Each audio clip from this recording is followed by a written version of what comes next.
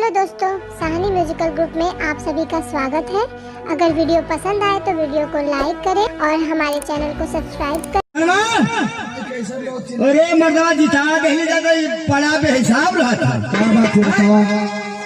अरे प्रधान जी नमस्कार। नमस्कार भाई नमस्कार। कब अले हो? खुश रहो। हाँ हाँ तनी हरा साथ से हरा मारी भी तो क्या बात है? काय में रेणुक भाई मारत है? हाँ काय मारत है? क्या बात है?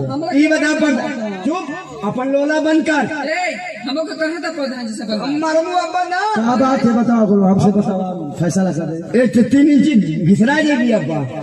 अच्छा ये बता खा ले जान जाइए वो जो करिए जब अब भाई ले रहा 3 महीना खलाई का बक्सा में घूमत थिया। क्या बात है बताओ। प्रधान जी देखा हमार बियाह पहले 3 महीना भया था।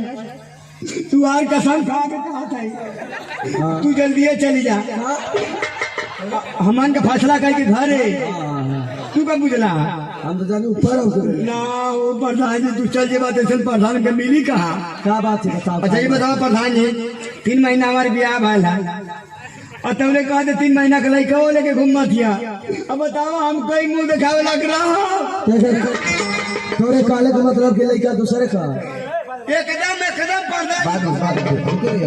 पकड़ लेला लड़का लगा हमके नैहरे में से लेके आई बक्सा में बन के। क्या प्रधान जी लेकिन ई बबुआ के मुंह देखी ना करा के पड़ल बा कि ना पड़ल बा। प्रधान जी हमरा के जब से आइल बा खाली मारता ना पिया भाई काय मारते हैं? ये बताओ तुम्हारे 3 महीना में लड़का हो जाई? अब हम फैसला कर देते। कहा इतना घबरा लो? तुम्हारे हो जाए बतावा। नहीं 3 महीने में होई तुम्हारे नहीं करे कैसे भाई तुम्हारे ना होता कैसे भैल फैसला का के जाइबा तुम्हारी बहन की।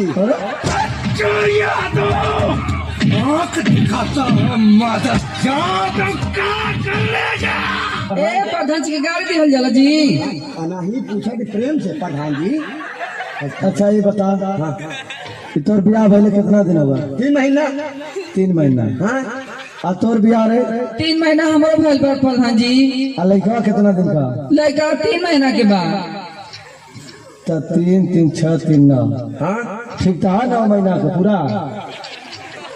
कैसे पूरा? 3 महीना तोर ब्याह एक भले तो माटी लागो 3 महीना तार बिया भई आ 3 महीना हमार आ 3 महीना के बबुआ तो ना भगई 2 महीना। होगा। ओरे प्रधान जी मर्दवा माऊ पकड़ा ले रही है। सही है गलत ना तो सही है। शाबाश ई जोटा के हमारा के मारत है। हम का हिसाबात हमारे बेटा। ये प्रधान